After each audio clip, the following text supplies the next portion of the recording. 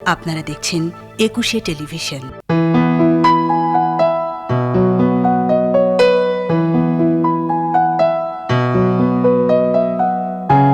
ব্যস্ত শহরে ঠাস বুনোটের ভিড়ে আজও কিছু মানুষ স্বপ্ন খুঁজে ফেরে। ব্যস্ত শহরে ঠাস বুনোটের ভিড়ে আজও কিছু মানুষ স্বপ্ন খুঁজে ফেরে। ক্লান্ত শরীরে মানবিমানে থমকে থাকায় মন বেঁচে থাকার আদিম সুখের স্বপ্ন জোগায়।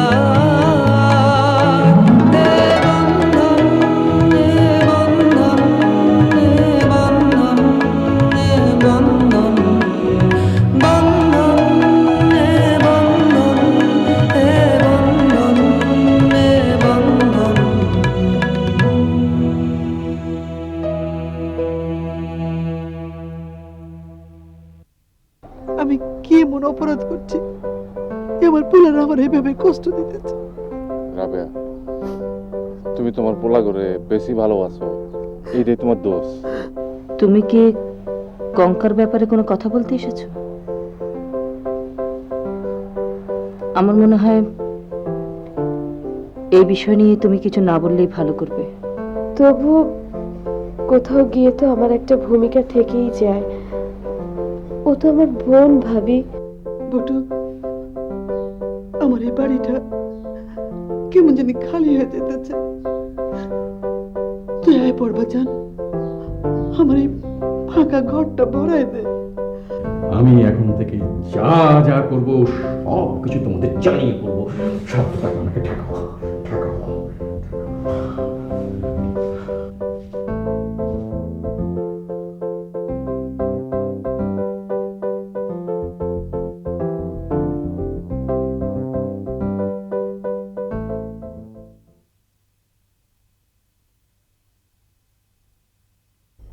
তুমি ব্যথা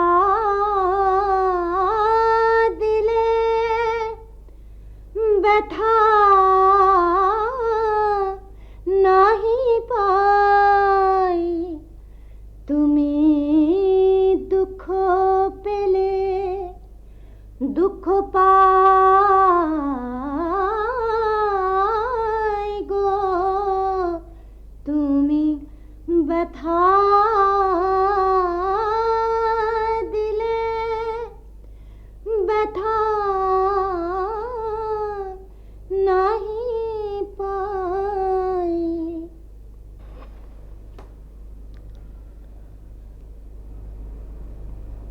তুমি কি গান গাওয়া করে ছেড়েই দিয়েছো?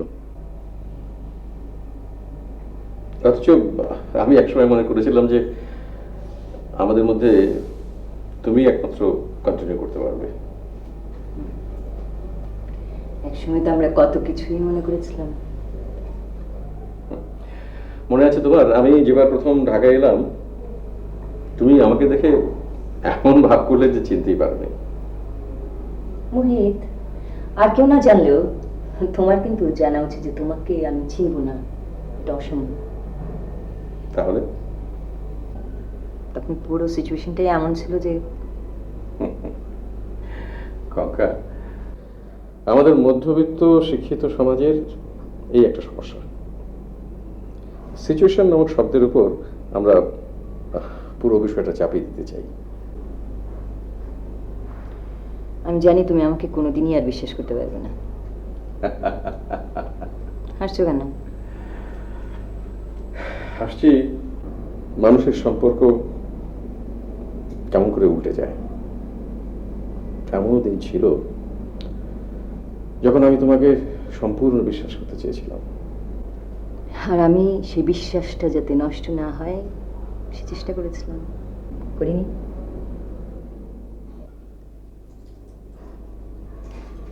সে সময়টার কথা তো নিশ্চয়ই তোমার মনে আছে। কি মহা বিপদ যাচ্ছিল তোমার, গ্রামের বাড়ি থেকে টাকা আসা বন্ধ হয়ে গেল। আর তো কোনো উপায় ছিল না, আমার বাবার বাড়িতে তোমার থাকার ব্যবস্থা করে দিলাম। তাছাড়া আর কি করার ছিলই বা আমার। আর তুমি খুব ভালো করে জানতে কিন্তু যে আমার বাবার সাথে আমার সেই সময় কোনোই যোগাযোগ ছিল না। তোমার বাবার দ্বিতীয় পক্ষের স্ত্রী, ছেলে মেয়ে, অয়ন এবং ছুটিকে মানুষ করার দায়িত্ব দিলে। দায়িত্বটা কি ঠিকমতো পালন করেছিলে? এই বিশেষ করে ছুটির ব্যাপারে? না, মানে সিচুয়েশন। মধ্যবিত্তের সেই শব্দ। টঙ্কা, আমাকে একটু উঠতে হবে, আমার একটা জরুরি অ্যাপয়েন্টমেন্ট আছে। তুমি চলে যেতে চাচ্ছ? হ্যাঁ। তুমি? আমি তো থাকি, ওই তালাটা টিপে দিয়ে যাব, লক টিপে দিয়ে চলে যাব।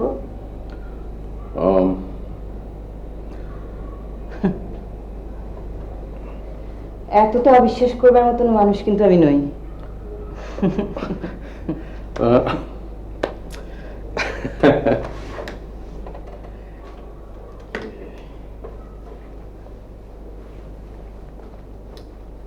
চলি।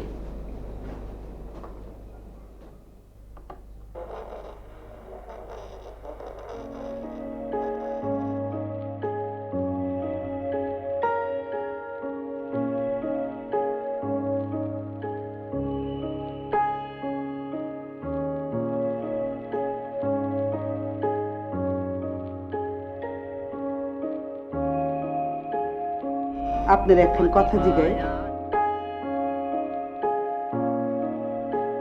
আপনি ইমরানের খোঁজ নিতেছেন না কেন? এইটা আপনার কথা না, আপনার আমি খুব ভালো করে চিনি। পোলা বাড়িত নেই কেন? আপনি বাপ হয়ে নিশ্চিন্তে বাড়িতে বই রয়েছেন। হয় আমার উপরে কেন গোসা করছে তুমি জানো?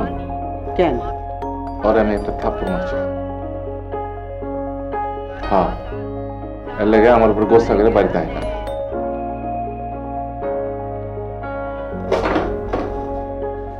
আর আপনি ওর উপর গোসা করে বাড়িতে বই রয়েছেন।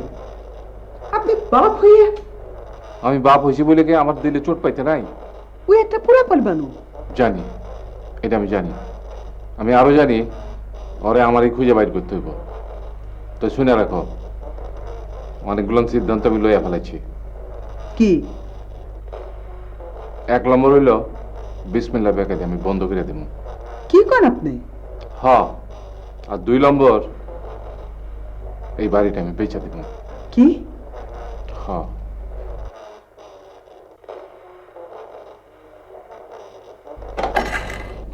আপনি সব কথা সাদিয়াকে বলে দিয়েছেন? বলতে পারলাম কই, তার আগেই তো। আচ্ছা, আপনার মাথায় যে বুদ্ধি কিছু কম সেটা আপনি বুঝতে পারেন? জি, সত্যি বলছি, আপনি কিন্তু আমাকে অপমান করছেন। না, আমি বন্ধু হিসেবে আপনাকে হেল্প করছি। সব কথা সাদিয়াকে বলতে হবে কেন? শি ইজ মাই ওয়াইফ, তার সাথে শেয়ার করতে হবে না? কিন্তু আমি তো এখনো আপনাকে সবকিছু বলি। তার মানে আপনি বলতে পারেন? কি করে বলি? আপনি তো আপনার সবকিছু আবার আপনার স্ত্রীর সঙ্গে শেয়ার করতে চান। না মানে আবার শুনলাম যে আপনি এবং সাদিয়া আলাদা বাড়ি ভাড়া করে নাকি থাকছেন। হ্যাঁ, এটা সত্যি। তাহলে তো আপনাকে দিয়ে আমার কোনো কাজ হবে বলে মনে হচ্ছে না। আমাকে আসলে কি করতে হবে বলুন তো? প্রথমত আপনাকে সাদিয়াদের বাড়িতে ফিরে আসুন, তারপর সময় হলে জানিয়ে দেব। আচ্ছা, আমার একটু তাড়া আছে, আমি উঠছি। আপনি খেতে থাকুন, আমি বিলটা দিয়ে যাচ্ছি।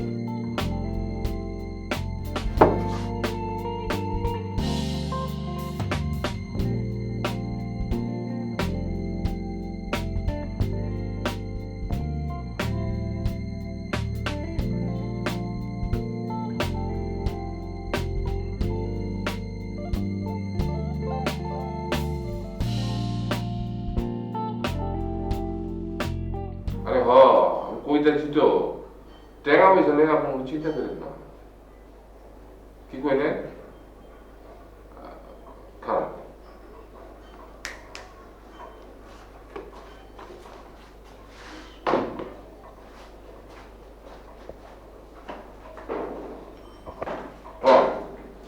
আজকে স্যার কোন না না শুনেন, আজকে স্যার আমার কথাটা শুনেন। আপনি খামাখাই আমার লাই ভাবতেছেন। বুঝছি তো, আরে এইটা তো টেলিফোনে আলাপ করার বিষয় না। আমি আপনার ওখানে যেমন এক লগে বউনে কথা কম। আচ্ছা আজকে স্যার আমি পরে আপনার ফোন দিতেছি, ফোন রাখি। আচ্ছা কথা হাফেজ।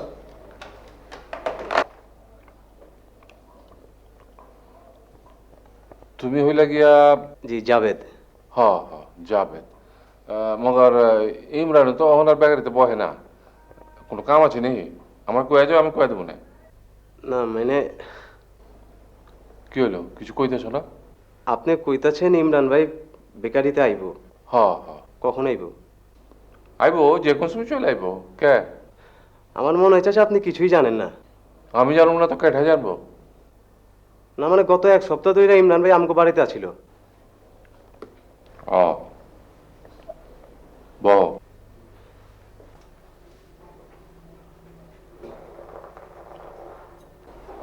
তুমি তো তাইলে ব্যাপার কি জানো? জি তোমার আম্মাই তোমার পাঠাইছে। জি। ওরে গিয়া কয়ে দিও বালা চাইলে জলদি ফিরে আইতে। ওর মায়ের অবস্থা খুব খারাপ, কষ্ট পাইতেছে। চাচা আমার তো মনে হয় আপনি কিছুই জানেন না। কি জানি না, আরো কিছু গপ্প আছে নাকি? না মানে ইমরান ভাই এর মোটর বাইকটা রাইখা মার কাছ থেকে 1 লাখ টাকা নিচ্ছে। 1 লাখ টাকা? হ, তার বাদে কালকে সন্ধ্যার সময় কয় রাইতে 11টার সময় ফ্লাইট। রাইট। হ, এত বাহারেন গেছে গা।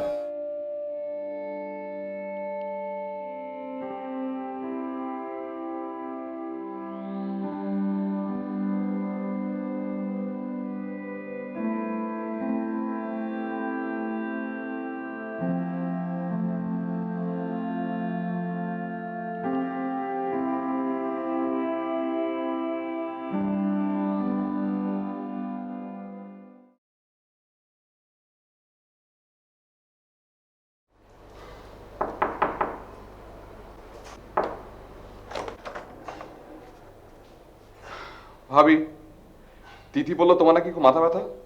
হ্যাঁ, সকাল থেকে। নাও এখান থেকে 2 ট্যাবলেট খেয়ে নাও। দাঁড়ান পানি নিয়ে আসছি তোমার জন্য। রোহান, ঘরে ডাক্তার থাকলে এটাই সুবিধা। ভাবি, আমার মনে হয় তোমার কিছু করা দরকার। হ্যাঁ, আমার কিছু একটা করা দরকার। এই যে ধরো, তুমি সারাদিন ঘরে ঘুম মেরে বসে থাকো, এটা খুব একটা আনহেলদি বিষয়। ভাবি, আই এম সিরিয়াস। তুমি হাসছো কেন? তুমি বড় ডাক্তার হয়ে যাচ্ছ। মানে? বড় বড় ডাক্তাররাই এসব কথা বলে। কেন বলে সেটা জানো? না। তারা সবার আগে রোগীর সাইকোলজি বুঝতে পারে। তুমিও বুঝতে পারো নাকি? হুম। আমার ব্যাপারটা কিরকম বুঝলে? হাসছো কেন? মনে হচ্ছে পাগল হয়ে যাচ্ছি না?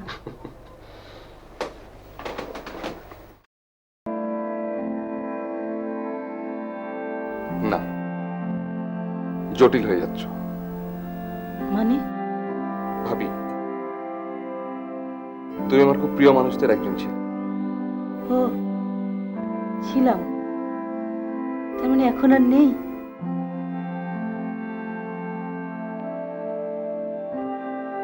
তুমি তো আমাকে ছোটবেলা থেকেই দেখছো, তাই না? তোমার ছেলের বয়সী।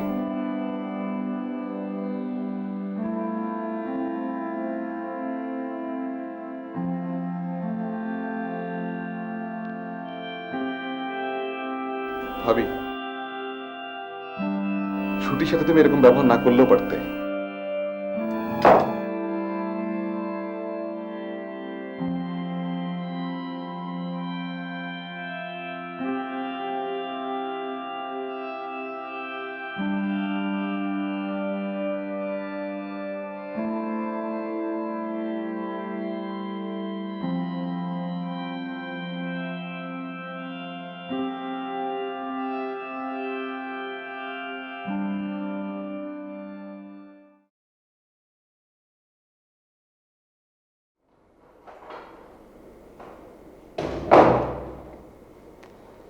তুমি এখনো যাওনি? আমি তো ভেবেছিলাম। আমি ঘুমিয়ে পড়েছিলাম। ও অনেক রাত হয়ে গেছে না? হ্যাঁ, তুমি এত রাতে যাবে কি করে? তোমার সঙ্গে তো কোনো গাড়ি টাড়ি তো কি হলো? নেই। রিক্সায় চলে যাবো। নাকি তুমি আর কিছুক্ষণ বসবে?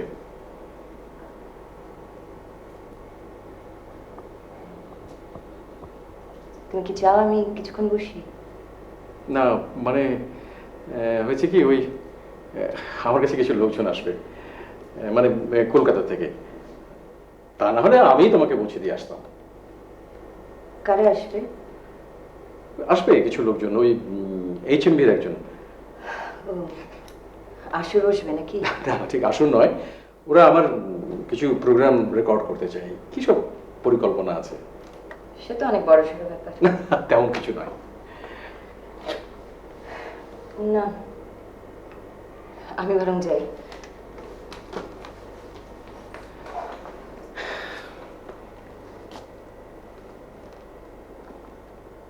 কিছু মনে করুন, আমি তোমার পুরনো ডায়েরির কয়েকটা পাতা পড়ে ফেলেছি। অন্যের ডায়েরিতে পড়া কিন্তু অন্যায়। জানি জানি সেটা, কিন্তু কেন যেন মনে হলো তুমি ও দুটো পাতা ইচ্ছে করেই বের করে রেখে গেছো যেন আমি পড়ি। কি বলছো তুমি? সেদিনের ঘটনার তুমি কি যেন একটা ব্যাখ্যা দিয়েছো যেটা সত্যি না। আচ্ছা, মানুষ কি ডায়েরিতেও মিথ্যে কথা লেখে?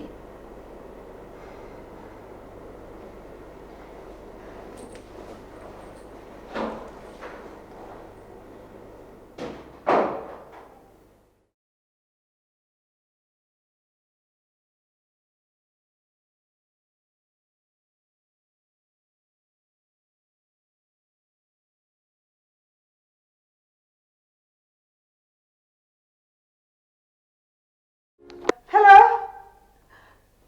হ্যালো, হ্যালো, লাইনটা কেটে গেল মনে হয়। হ্যালো, হ্যালো, কে ফোন করছিল? ইমরানে, পোলায় আমার কাঁদতেছে। জিজ্ঞাসা কোথা থেকে ফোন করছে? কইলো বহুত দূর তো। আরে হয়তো কি? হয়তো বারবার ফোন না করে তোমার একবার দেখা দেওয়া যেতে পারতো। আপনি তো একবার দেখা করার পারেন। মর জ্বালা, কি উল্টা পাল্টা কইতেছ? আমি জানিনি ও কই আছে, জানলে না দেখা করুম। আমি তো আর কেউ না, আমারও তো একবার ফোন দিবার পারে।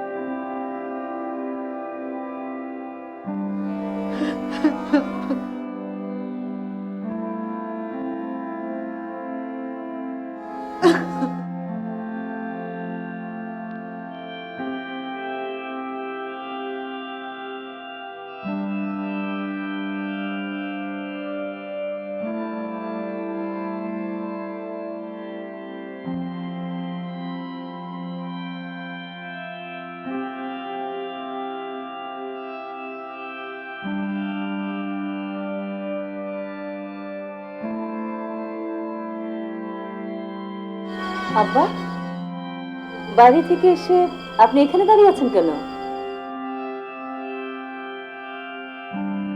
কি হয়েছে আব্বা? সেরিন, তুমি তো এই বাড়ির বড় বউ, আমার একটা উপকার করার পারবা? আশায় আমি আর পারতেছি না। কি হয়েছে আব্বা?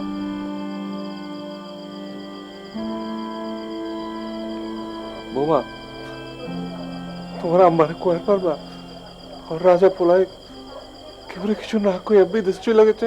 হ্যাঁ? পারবা কইতে? না আব্বা।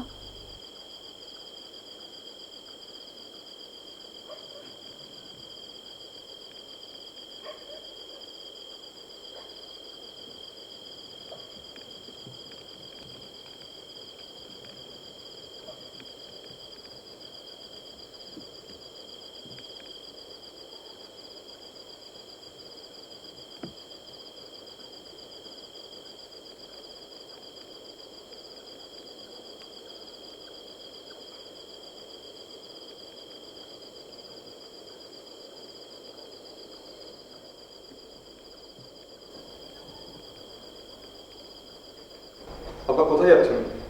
জানি না।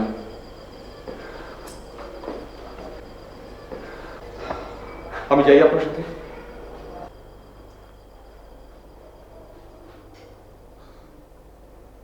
লগে যাবি? ইকবাল, ইমরান সকল তুই তো আমার লগে আছিল, মগর এখন আমি একলাই যাবার পারি, কেউ আমার দরকার নাই।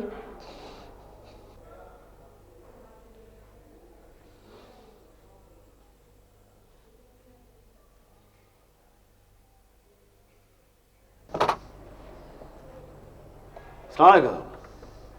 আপনি কেমনে বুঝলেন যে আমি আইছি? বেল বাজানোর আগে দরজা খুলে দিলেন। তুই এত রাতে আইছস? কে খালা আপনি কিছু পাইনি? কি করব? আপনি অবশ্য খালার অনেক কিছু কর না, এর লেগে বুঝি করেনি। আমি আজকের থেকে আবার এই বাড়িতে থাকতেছি।